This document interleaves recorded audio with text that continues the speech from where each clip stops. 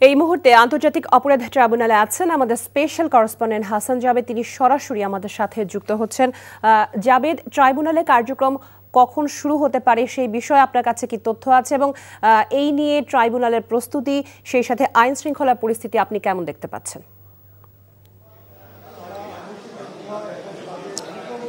লোপা, বিচারপতি গোলাম মর্তুজা মজুমদারের নেতৃত্বাধীন ৩ সদস্যের ট্রাইব্যুনালে আজকে একটি ঐতিহাসিক রায় ঘোষণা হতে যাচ্ছে। ঐতিহাসিক এ কারণে জুলাই আগস্ট হত্যার মামলায় প্রথম এই রায়টি, এবং এই মামলায় জানেন যে ৩ জন আসামি, সাবেক প্রধানমন্ত্রী শেখ হাসিনা, সাবেক স্বরাষ্ট্রমন্ত্রী আসাদুজ্জামান খান কামাল এবং সাবেক আইজিপি চৌধুরী আবদুল্লাহ আল মামুন।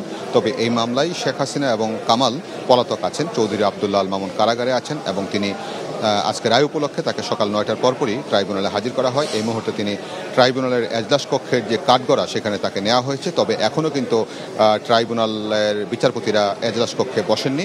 কিছুক্ষণের মধ্যেই হয়তো বসেই কিন্তু রায়টি ঘোষণা করবে, এবং আজকের কজ লিস্টের ১ নম্বর তালিকাতে এটি রাখা হয়েছে। এবং এই মামলা উপলক্ষে, রায় উপলক্ষে আমরা দেখেছি যে ট্রাইব্যুনালের এজলাস কক্ষ কানায় কানায় পরিপূর্ণ। আইনজীবী, সাংবাদিক, তারপর জুলাই আহত, জুলাই যোদ্ধা, জুলাই শহীদের পরিবার, সাক্ষী যারা দিয়েছিলেন তারাও কিন্তু এখানে এসেছেন। অ্যাটর্নি জেনারেল এসেছেন, চিফ প্রসিকিউটর আছেন, অপরপক্ষে আসামি পক্ষের আইনজীবী তিনিও কিন্তু উপস্থিত আছেন, এবং সকলের উপস্থিতিতে কিন্তু আজকে এই রায়টি ঘোষণা করা হবে। এবং গত বৃহস্পতিবার কিন্তু আজকে রায়ের জন্য দিন ধার্য করেন এই ট্রাইব্যুনাল।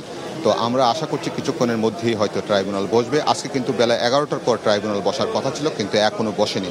এই ট্রাইব্যুনালটি আসলে সবসময়ই 11:30টার পরেই বসে, কিন্তু আগে আমরা যখন ট্রাইব্যুনালের মামলা দেখেছি 2010 সালের পর যুদ্ধাপরাধীদের বিচারের ট্রাইব্যুনাল, সেক্ষেত্রে আমরা দেখেছি যে 10:30টার দিকে কিন্তু ট্রাইব্যুনাল বসতো, কিন্তু তারা 11টার পরেই বসেন। তো এখনও আজকে বসেননি, যেহেতু রায়, সেহেতু হয়তো নিজেদের মধ্যে একটু আলাপ আলোচনা করছেন।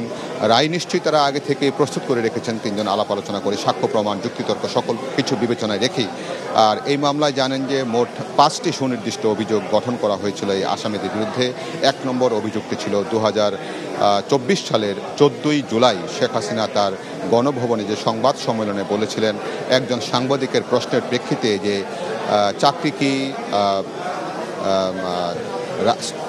রাজাকারের নাতিপুতিরা পাবে, মুক্তিযোদ্ধাদের নাতিপুতিরা পাবে না, এই বক্তব্যের মাধ্যমে তিনি উস্কানি দিয়েছেন, এবং এই উস্কানির পরিপ্রেক্ষিতে কিন্তু পরবর্তীতে হত্যাযোগ্য হয়েছে, এবং এইটাকে রাখা হয়েছে 1 নম্বর অভিযোগ উস্কানি।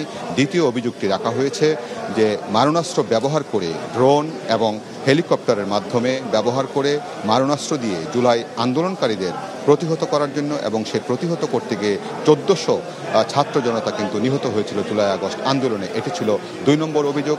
3 নম্বর অভিযোগ ছিল রংপুরে বেগম রোকেয়া বিশ্ববিদ্যালয়ের শিক্ষার্থী আবু সাইদকে গুলি করে হত্যা।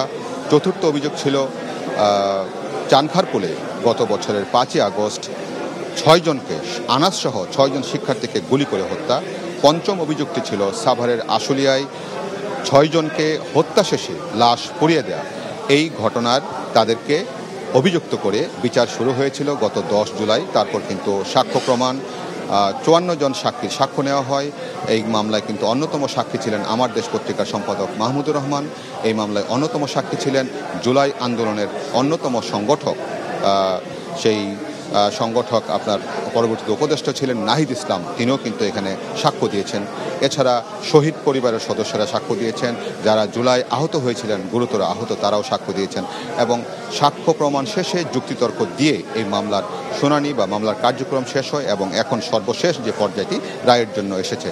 এবং আজকে আমরা দেখেছি এখানে ট্রাইব্যুনালে ঢাকা বিশ্ববিদ্যালয়ের ডাকসুর ভিপিজিএস সহ, এবং জুলাই আহত, জুলাই যোদ্ধা, তারাও কিন্তু এখানে এসেছেন। জুলাই আহতদের মধ্যে এসেছেন এখানে 5 জন যারা চোখ হারিয়েছেন, 6 জন এসেছেন যারা একটি করে পা হারিয়েছেন।